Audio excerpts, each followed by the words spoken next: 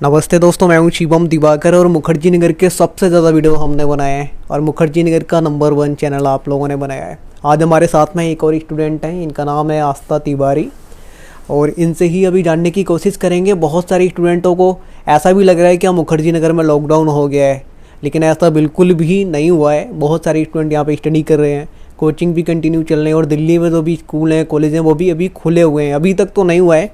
इनसे जानेंगे किस तरीके से अभी इनकी स्टडी चल रही है, क्योंकि गर्ल्स पीजी में आने से या फिर बहुत सारे स्टूडेंट जो आना चाहते हैं वो थोड़ा उनका डाउट रहता है कैसे लड़कियां रहती होंगी। यहाँ पे भी 2-3 स्टूडेंट रहते हैं, एक पीछे भी हैं और एक इधर भी हैं, तो इनसे ही जानेंगे। वो तो अभी आएंगे 1-2 दिन पहले ही कि अभी यहाँ पे इनको कोई प्रॉब्लम तो नहीं है। सबसे पहले मैं आपसे ये जानना चाहूँगा, आप हैं कहाँ से और पीजी में लड़कियों को कोई दिक्कत तो नहीं होती यहाँ पे? सबसे पहले आपको धन्यवाद मुझे एक प्लेटफॉर्म प्रोवाइड करने के लिए, मुझे मेरी बातों को रखने देने के लिए। मेरा नाम आस्था तिवारी है। मैं बेसिकली उत्तर प्रदेश से आती हूँ, सुल्तानपुर ज़िले से, और मैंने अपने कन्वेंट तक स्कूलिंग जो है वो करी है गांव से ही। और यहाँ पर मैं दिल्ली यूनिवर्सिटी दौलत राम कॉलेज से अपना BA honours in political science pursue कर रही हूँ ग्रेजुएशन के लिए।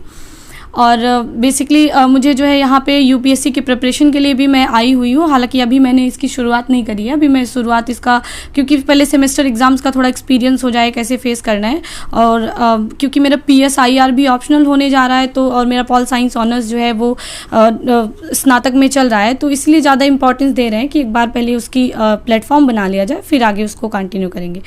आपका सवाल था कि मुखर्जी नगर में लड़कियों को, मतलब बेसिकली जो परिवार अपनी लड़कियों को भेजता है शहर में, तो एक प्रॉब्लम रहती है हमेशा पेरेंट्स के मन में कि यार बेटियां मतलब बाहर सुरक्षित रहेंगी, उनकी सिक्योरिटी इश्यूज़ को लेकर के। तो मैं कहना चाहूँगी कि देखिए बेसिकली वो आप कितने सिंसियर हो वो आपके हाथ में होता है, कि आप अपने आप को मैनेज रखो टाइम के साथ, और कैसे लोगों के साथ आप हो, आपका फ्रेंड सर्कल कैसा है, ये सब चीज़ें बहुत ज़्यादा मायने रखती हैं। तो जैसा मैं यहाँ पे आई, मैंने मतलब इस PG को पहले तो सिलेक्शन किया कि कहाँ पे रहना है, फिर उसके बाद जो है तान्या PG में मैं रहने के लिए आई, और मुझे लगभग आए 2 महीने हुए हैं, लेकिन ऐसी कोई प्रॉब्लम अभी तक देखने को नहीं मिली है सिक्योरिटी इश्यूज़ को लेकर के। बेसिकली ये मतलब मेरा वही मानना है कि हम लोग क्या करते हैं कि 5 से 6 बजे तक अपने सारे जो भी काम रहते हैं उनको अकोमोडेट करके रूम पर आ जाते हैं। 5 बजे मेरा कॉलेज लगभग 5 बजे डेली ही ख़त्म होता है, बाकी 3 बजे या 4 बजे ऐसा शेड्यूल रहता है कॉलेज का। तब तक हम अपने रूम पे आ जाते हैं, और फिर रूम पे आने के बाद जो भी नोट्स या बुक या फिर कुछ खाने पीने की चीज़ें उनको अकोमोडेट करके सीधा रूम पे, फिर उसके बाद हम बाहर नहीं जाते। फिर सुबह हमें 9 बजे के बाद ही जाना होता है। हाँ, ये चीज़ रहता है कि कुछ गर्ल्स जैसे लाइब्रेरी ज्वाइन करती है नाइट टाइम के लिए, या फिर उनको बाहर आने जाने में, तो वो मैं मानती हूँ कि आपको अपने हाथ में अपनी सिक्योरिटी, क्योंकि आप यहाँ आए हुए हो, आपके पेरेंट्स नहीं है, तो आप अपने खुद के गार्जियन हो, तो आपको अपने लिए अच्छा वर्क करना चाहिए, अपना फ्रेंड सर्कल अच्छा बना के रखना चाहिए, कि आप उन्हीं लोगों से इंटरेक्ट करो जो मतलब जिसके साथ आप कंफर्टेबल हो, जो आपको लगता है कि हाँ यहाँ पढ़ने के लिए आए, क्योंकि आप एक स्टूडेंट हो, तो आपको स्टूडेंट के साथ अच्छा एक वो बैकअप वो बना के रखना है कि आप हाँ उनके साथ अच्छे से रहो। तो बेसिकली ये चीज़ है। मुझे यहाँ पे अभी तक सिक्योरिटी को लेकर के इवन कोई प्रॉब्लम नहीं देखने को मिली है। ट्रांसपोर्ट में थोड़ा इशू होता है कि लेट या जल्दी थोड़ा भाग दौड़ का रहता है DTC बसेज में, और सबसे इंपॉर्टेंट चीज़ कि मुझे यहाँ पे DTC बसेज में मतलब जो फ्री कॉस्ट में आपको ट्रैवल करने के लिए मिल जाता है, वो बहुत अच्छी सुविधा है स्पेशली गर्ल्स के लिए। तो मैं आपको कहना चाहूँगी आप मतलब आइए, अगर आपको अपने सपने को परस्यू करना है उसको आप कंटिन्यू कीजिए, पढ़िए, और सिक्योरिटी का यहाँ पे कोई भी ऐसा इशू नहीं है। एक चीज़ मैं आपसे जानना चाहूँगा, यहाँ पे जो खाना मिलता है आप लोग को डेली चेंज होता है या फिर एक जैसा ही मिलता रहता है? नहीं, देखिए उसके लिए मेन्यू बना के उन्होंने रखा है, जो भी यहाँ पे खाना बनाते हैं भैया जो है, और उसके लिए मतलब डेली जैसे आपको ब्रेकफास्ट में क्या मिलेगा, फिर आपको लंच क्या मिलेगा, आपको डिनर क्या मिलेगा, उसको सेपरेट अकॉर्डिंग टू मतलब आपके खाने के जैसे जो बेसिक न्यूट्रिएंट्स जिनसे मिलते हैं, जैसे दाल चावल और राजमा और बेसिक चीज़ें वो बना के उन्होंने रखा है। हम नाश्ते में जैसे थोड़ा ऑयली और स्पाइसी भी दे देते हैं, क्योंकि ट्रेंड चल रहा है ना बच्चों को कि ज़्यादा मैगी मैक्रोनी, हालांकि हम लोग का कोई ऐसा लगाव नहीं रहा इन चीज़ों से, मिलता भी है तो हम लोग खाते भी नहीं हैं इवन। और ज़्यादातर क्योंकि हम लोग गांव से हैं तो हम लोग को थोड़ा ऐसी चीज़ें मतलब न्यूट्रिएंट वाली चीज़ें ज़्यादा अच्छी लगती हैं खाने में, रोटी सब्जी दाल चावल ऐसी चीज़ें। और मैं एक चीज़ और कहना चाहूँगी कि मैं गांव से आई हुई हूँ, लेकिन मुझे अभी 2 महीने में कभी भी घर की तरह दाल खाने को यहाँ पे नहीं मिली है, जो मैं वहाँ पे खाती थी, जो फ्लेवर उसका होता था, क्योंकि वो माँ के हाथ का खाना एक अलग ही होता है। बिल्कुल हाँ, वो खाना मतलब वो टेस्ट मुझे अभी तक यहाँ पे ना तो पीजी में आया है, ना ही मैं बाहर खाती हूँ वहाँ पर भी वो टेस्ट नहीं आया है। तो यही सब चीज़ें हैं बाकी। माँ के हाथ का खाना तो जहाँ मिलेगा घर पे वहीं मिलेगा और कहीं नहीं मिलेगा। अन्यथा मैं एक चीज़ और जानना चाहूँगा, आप सबसे बड़ी परीक्षाओं में से एक परीक्षा है यूपीएससी की, उसकी तैयारी की शुरुआत करने जा रहे हैं। आपने बताया भी हम समझने में थोड़ा टाइम लगाएंगे चीज़ों को। बहुत सारे स्टूडेंट आते हैं और तुरंत तैयारी करने में लग जाते हैं, तो कहीं ना कहीं उनसे फिर गलतियाँ हो जाती हैं और टाइम ज़्यादा लगता है। आप ही कभी कहा जाए तो बिगिनर यूपीएससी एस्पिरेंट हैं, किन किन बातों को आपने अभी ध्यान में रखा है, उनको रखते हुए आप आगे बढ़ रहे हैं? देखिए, सबसे पहले तो मैं बहुत ज़्यादा अभी मेरे पास एक्सपीरियंस नहीं, क्योंकि आपने कहा कि मतलब मैं बेसिकली अभी स्टार्ट करने जा रही हूँ। हाँ, क्लास 11 से थोड़ा था कि हाँ कुछ ऐसा करना है सोसाइटी में, क्योंकि हमेशा ना गर्ल्स को ऐसा ट्रीट करा जाता है कि आपको मतलब उनको हमेशा फैमिली से रिलेटेड रखा जाता है कि आप घर का काम करो या ऐसी चीज़ें। और क्योंकि मैं गाँव से थी तो गाँव में भी ये इशू बहुत ज़्यादा ये प्रिवेलेंट है, तो मैंने उसको देखते हुए मेरे मन में था कि हाँ कुछ बड़ा करना है। तो इसके लिए फिर मेरे पेरेंट्स ने भी सपोर्ट करा, और उसके बाद मैं कन्वेंट स्कूल में पढ़ी, फिर वहाँ से मेरा DU में सिलेक्शन हुआ दौलत राम में, फिर मैं यहाँ पे आई और मैं कंटिन्यू करी हूँ। बेसिकली मैं आपको बताना चाहूँगी कि बीइंग अ बिगिनर आपको क्या क्या चीज़ें ध्यान में रखनी होती है।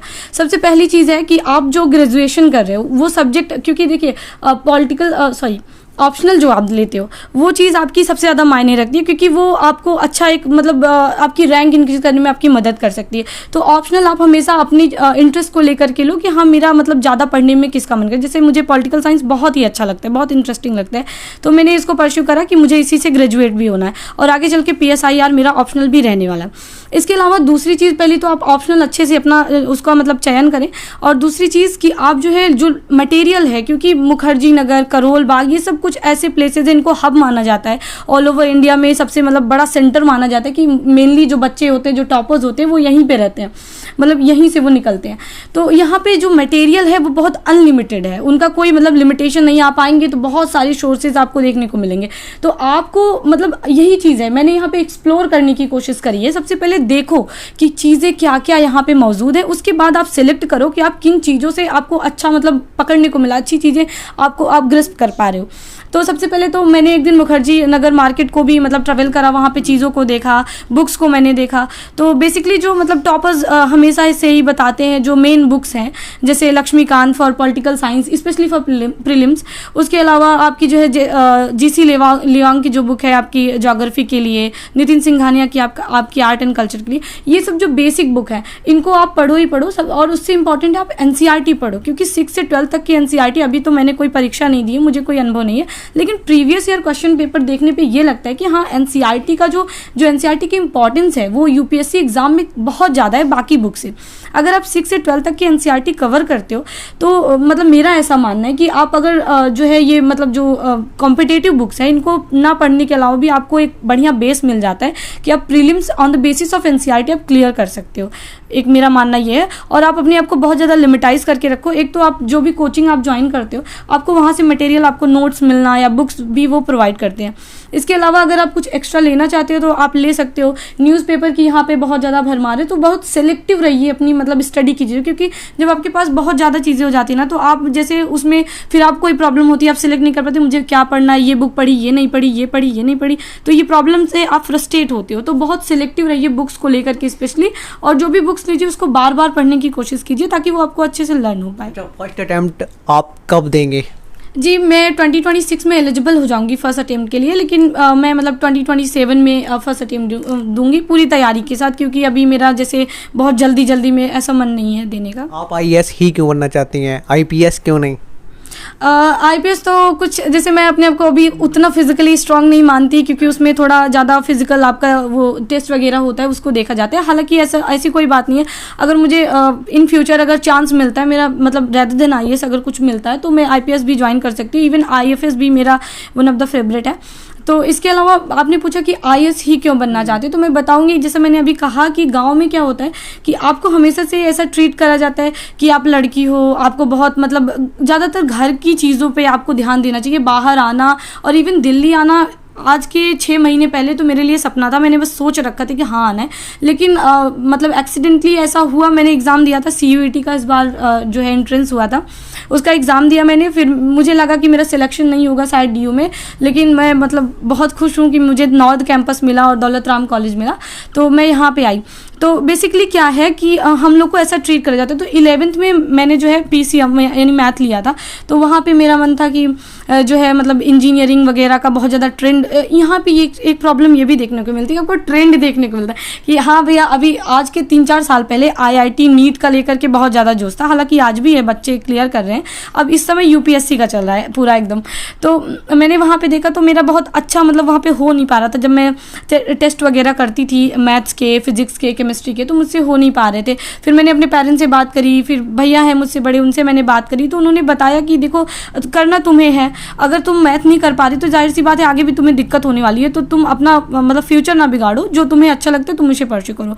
तो मुझे आर्ट्स के जो सब्जेक्ट्स थे, पॉलिटिकल, हिस्ट्री, इकोनॉमिक्स, ज्योग्राफी, ये मतलब मुझे बहुत अच्छे लगते थे पढ़ने में, इन पे अपने विचारों को बताना और बहुत सारी चीज़ें।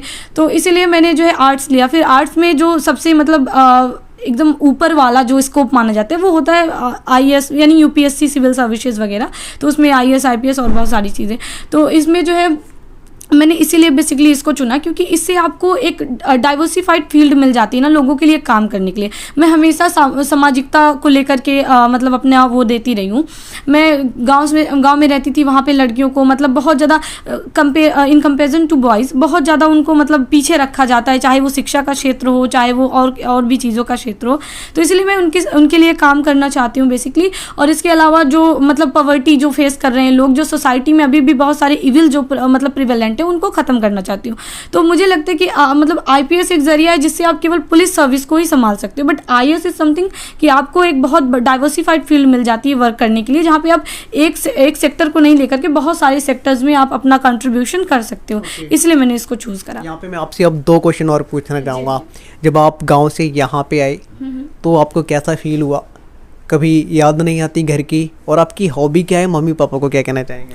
देखिए मैं बहुत थैंकफुल हूँ अपने पेरेंट्स को लेकर के। मम्मी पापा, इवन मम्मी का कुछ ज़्यादा सपोर्ट रहा, फाइनेंशियली पापा ने सपोर्ट किया, लेकिन जो इनर सपोर्ट जो दिया गया वो मम्मी के द्वारा दिया गया। मम्मी ने हर इंस्टांस में मुझे सपोर्ट किया कि भाई आपको अगर कुछ अच्छा करना है तो आपको जो ये मतलब जो समाज में जो ये डाइवर्जेंट जो देखने को मिलता है उससे बहुत दूर रहना पड़ता है।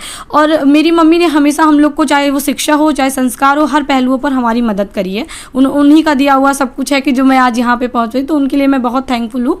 और दूसरी चीज़ कि आपका प्रश्न था हॉबीज़ क्या है। हाँ, तो मैं जो है थोड़ा स्पोर्ट्स में बहुत ज़्यादा नहीं, क्योंकि गांव में ये सब बहुत ज़्यादा रिस्ट्रिक्टेड रहता था। बॉयज़ खेलते थे, बॉयज़ के साथ हमको अलाउ नहीं होता था खेलना। हाँ, हम 2-4 मतलब गर्ल्स थे, मेरी फ्रेंड थी, तो उनके साथ मैं खेला करती थी।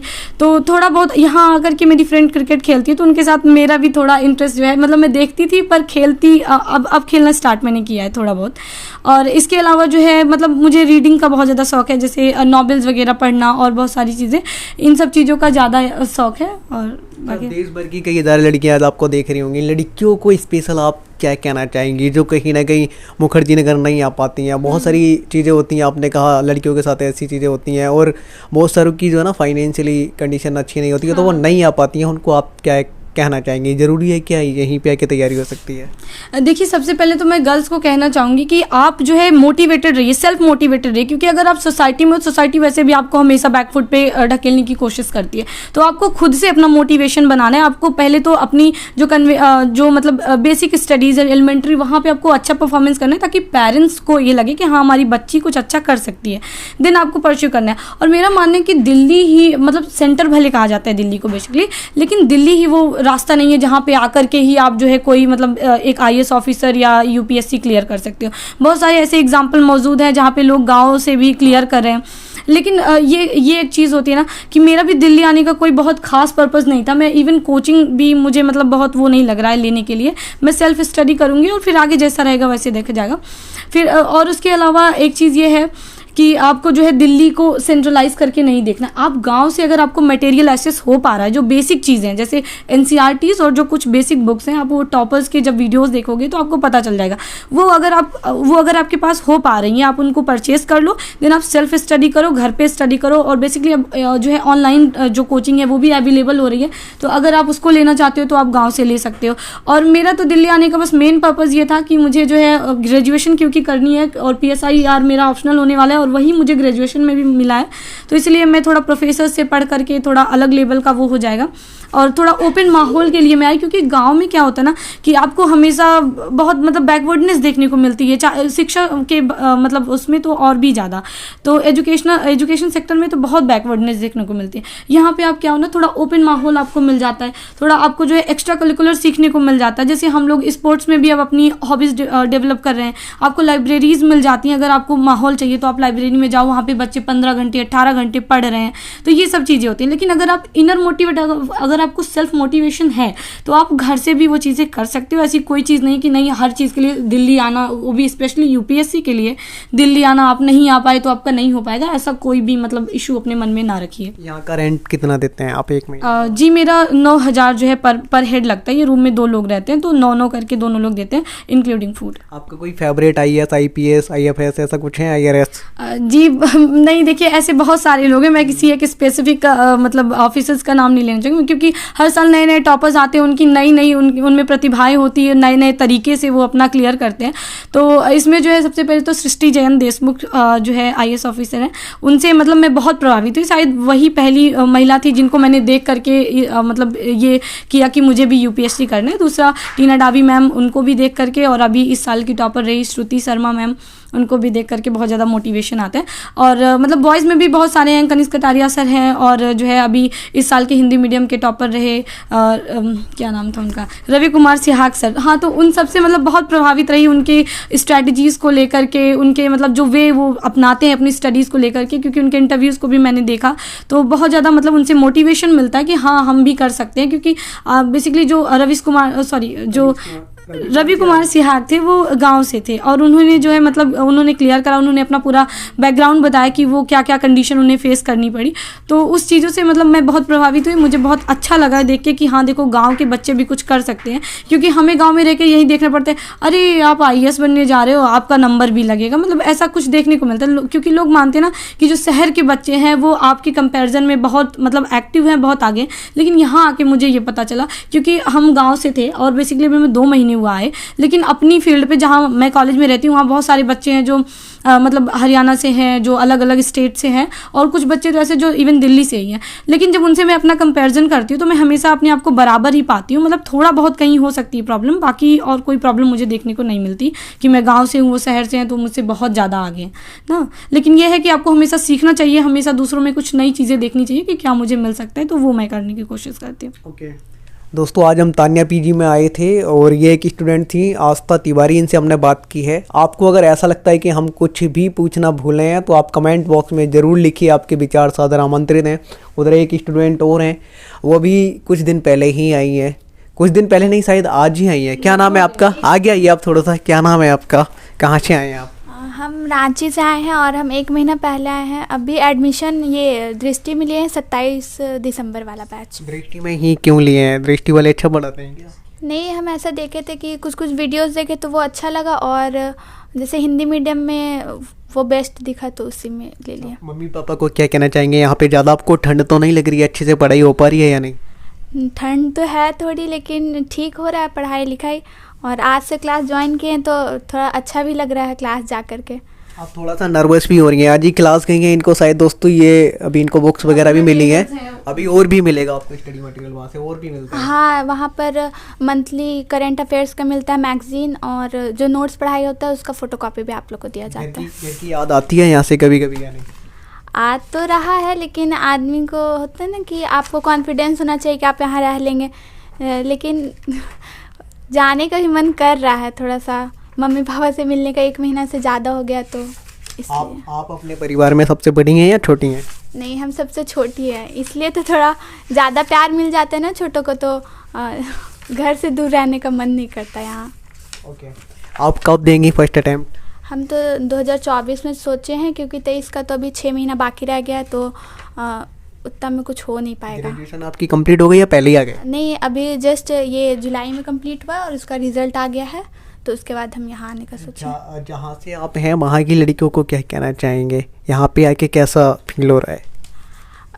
यहाँ आके फील तो ठीक हो रहा है, लेकिन अगर आप चाहें तो आप वहाँ रह के भी कर सकते हैं, और यहाँ आइएगा तो आपको बस थोड़ा माहौल अच्छा मिल जाता है, आप लाइफ क्लास से अच्छा है विकास कि देवी कीर्ति सर कभी आए हैं आपको पढ़ाने के लिए या सेमिनार में ही आते हैं?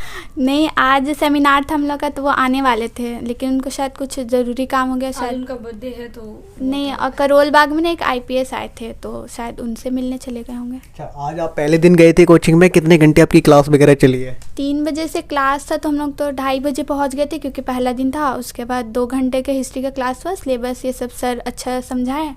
डॉक्टर SP शाही करके एक सर हैं, बहुत अच्छा पढ़ाए, अच्छा लगा उनसे पढ़ करके, लगा कि सब समझ में आ रहा है हम मम्मी लोग। पापा को कुछ कहना चाहेंगे इस वीडियो के थ्रू? यही कहना चाहेंगे कि याद आ रहा है मतलब मिलने का मन कर रहा है आप लोग से, और मम्मी के हाथ तो खाना याद आ रहा है। दोस्तों, जब अपने घर से बाहर आते हैं तो अक्सर ये चीज़ें याद ही आ जाती हैं, क्योंकि आप पूरे इंडिया में क्या, इंडिया से बाहर कहीं पे भी चले जाओ, जब माँ के हाथ का खाना होता है और माँ बाप का जो प्यार होता है वो आपको कहीं नहीं मिल सकता, उसकी कोई तुलना ही नहीं कर सकता। ये एक कटु सत्य है। और आज हम तान्या PG में थे, दोनों स्टूडेंट से हमने बात की है।